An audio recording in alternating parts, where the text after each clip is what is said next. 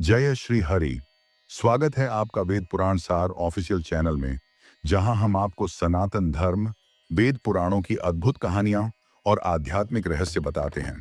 अगर आप भी हमारी संस्कृति, सनातन धर्म और पौराणिक ज्ञान से जुड़े रहना चाहते हैं, तो अभी हमारे चैनल वेद पुराण सार ऑफिशियल चैनल को सब्सक्राइब करें और बेल आइकन दबाएं, ताकि हर नया वीडियो सबसे पहले आपको मिले। तो आइए सनातन धर्म की इस यात्रा को साथ मिलकर आगे बढ़ाते हैं। आप जानते हैं कि होली का सीधा संबंध भगवान विष्णु, प्रहलाद और होलिका से है। आज के इस वीडियो में हम आपको बताएंगे होली का महत्व, इससे जुड़ी पौराणिक कथा और वो खास उपाय जो इस दिन करने से आपकी किस्मत बदल सकती है। तो वीडियो को अंत तक जरूर देखें। देखिए, होली का त्योहार केवल रंगों और मस्ती तक सीमित नहीं है, बल्कि इसके पीछे एक गहरी पौराणिक और आध्यात्मिक कहानी जुड़ी हुई है। ये त्योहार बुराई पर अच्छाई की जीत, धर्म की विजय और भक्त प्रहलाद की अमर कथा को दर्शाता है। बहुत समय पहले की बात है। हिरण्यकशिपु नाम का एक अत्याचारी असुर राजा था। उसने कठोर तपस्या करके भगवान ब्रह्मा से अमरत्व का वरदान मांगा। हालांकि ब्रह्मा जी ने स्पष्ट किया कि कोई भी पूर्ण रूप से अमर नहीं हो सकता, लेकिन हिरण्यकशिपु ने एक विशेष वरदान प्राप्त किया। उसे न कोई मनुष्य मार सकता था, न कोई जानवर। न ही वह दिन में मरेगा, न रात में। न वह धरती पर मरेगा, न आकाश में। न किसी अस्त्र हथियार से मरेगा, न शस्त्र औजार से। न ही वह घर के अंदर मरेगा, न बाहर।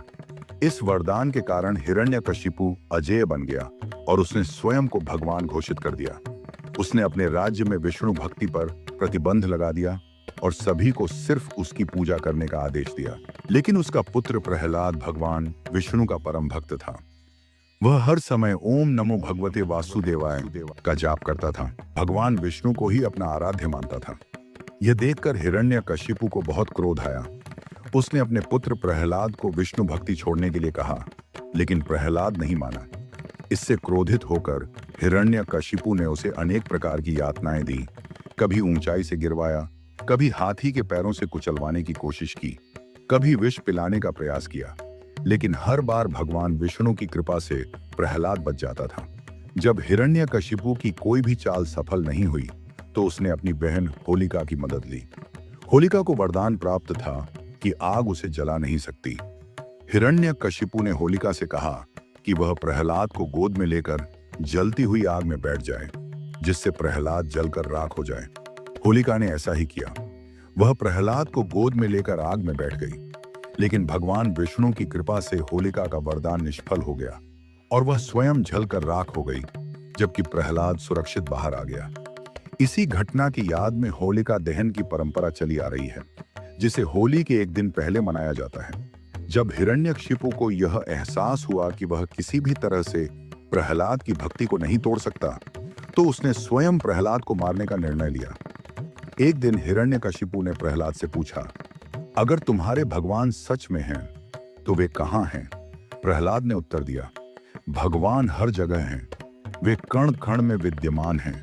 हिरण्यकशिपु ने गुस्से में अपने महल के स्तंभ खंभे को लात मारते हुए कहा, क्या तुम्हारे भगवान इस खंभे में भी हैं?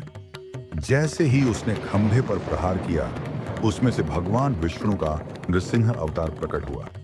नृसिंह आधा मनुष्य और आधा सिंह थे, यानी न मनुष्य न जानवर। उन्होंने हिरण्यकशिपु को महल के द्वार पर पकड़ा, यानी न घर के अंदर न बाहर।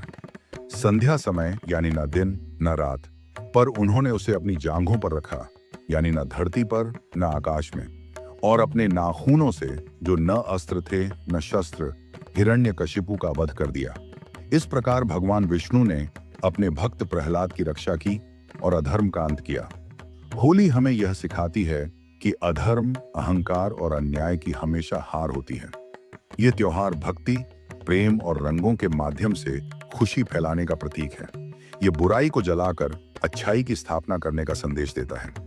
होलिका दहन में लकड़ियां और नकारात्मक चीजें जलाने की परंपरा इसी कथा से प्रेरित है। होलिका दहन के विशेष उपाय: नकारात्मक ऊर्जा और बुरी नजर से बचने के लिए होलिका दहन में तिल और नींबू अर्पित करें। इससे घर में सुख शांति बनी रहती है।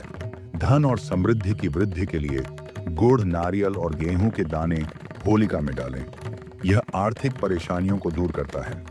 बीमारियों से मुक्ति पाने के लिए जलती होलिका में लाल मिर्च और गुड़ अर्पित करें। इससे नकारात्मक ऊर्जा दूर होती है और स्वास्थ्य लाभ मिलता है। ग्रह दोष और दुर्भाग्य से बचने के लिए हल्दी की गांठें, गाय का घी और चावल होलिका में अर्पित करें। यह जीवन में सकारात्मकता लाने में मदद करता है। शत्रु बाधा और कानूनी मामलों में सफलता के लिए सिंदूर, लौंग और सरसों के दाने होलिका में डालें। यह शत्रुओं के प्रभाव को कम करता है। होलिका दहन के समय भगवान विष्णु का ध्यान करें और प्रहलाद की भक्ति से प्रेरणा लें।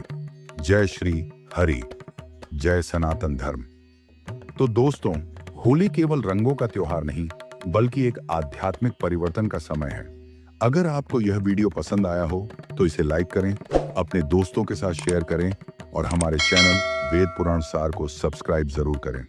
आप सभी को होली की हार्दिक शुभकामनाएं।